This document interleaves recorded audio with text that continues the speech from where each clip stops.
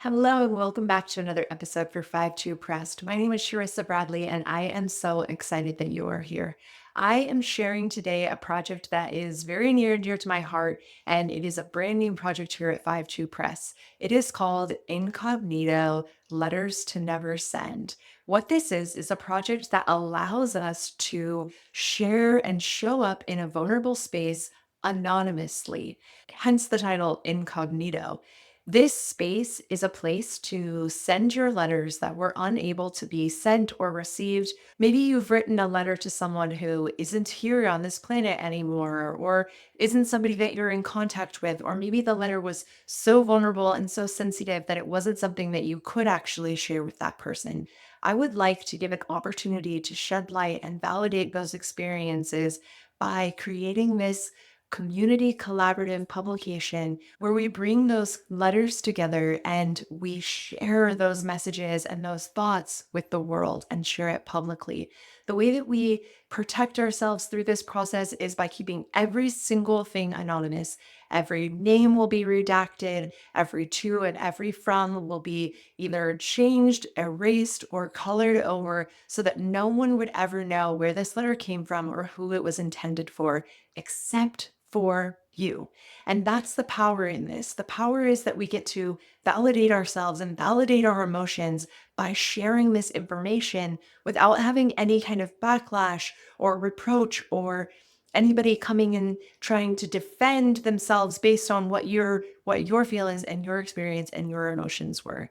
Letters to Never Send was actually born years and years ago in a therapy office. I was sitting with my therapist who was trying to help me deal with some difficult emotions on people who could not ask for forgiveness, would never come with an apology, would never say the things that I needed to hear or that I thought I needed to hear in order to heal and move past whatever those situations were. What she recommended to me was that I write letters to them.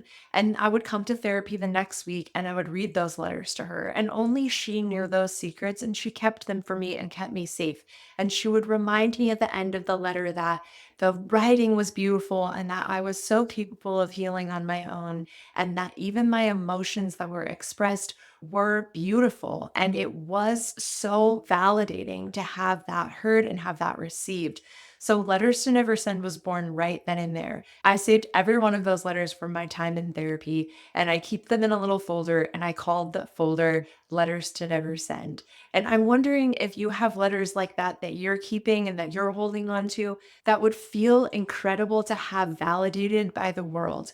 What this does is it brings us together in community. Even though we aren't physically sitting side by side, when we read each other's stories and when we read each other's messages, or in this case, letters, we are connected by our general stories, by our feelings that we get when we relate to someone else's pain and when we relate to someone else's joy.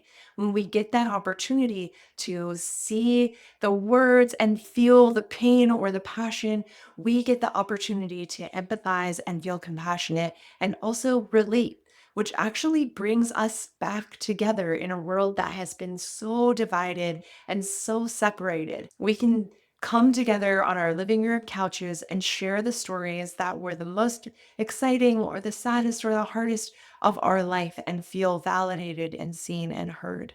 Please join me on my website the 52press.com. You'll see the Letters to Never Send submission page where all of the information to submit your letter and all of the information about what this will become and what it will look like and what it would mean to the community to bring that information all together and just sit together in compassion and love for one another and our stories.